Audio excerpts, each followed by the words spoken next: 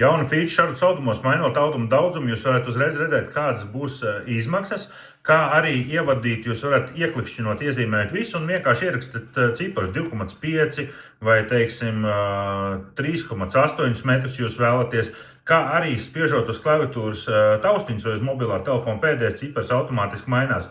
Jums nav jādzēš ārā, kā agrāk bija nodzēšot tad 5, nodzēšot 8, bet jūs vienkārši spaidat taustiņus un mainīsies pēdējais cipars.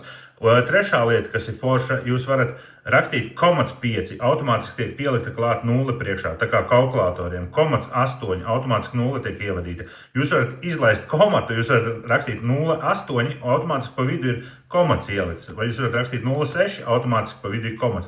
Man ir super forša feature, un uzreiz redzēt cenu, pieņemsim, tas arī super. Cena uzreiz automātiski mainās, palielinot auduma daudzumu.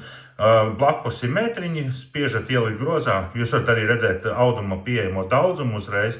Paredzamais piegādes laiks, tā kā super ērta feature. Testējiet, mēģiniet, tas ir tikko jauns uzlabojums, un reizēm gadās arī kaut kādas koda kļūdas. Tā kā, ja kaut kas neizdodas vai nesnāk, droši mums rakstiet, mēs ņemsimies un ķersimies klāt un labosim. Pagaidām tā feature pieejama tikai produktiem, kas ir domāti pa metriem, bet ja viss strādās un nebūs nekādas sūdzības, tas ar tā feature arī būs produktiem, kas ir pa gabaliem. Un ierakstot, pieņemsim, virs 4 metriem, jums izmetīsies paziņojums, kad pieejam tikai 4 metri lūk. Tā kā tā.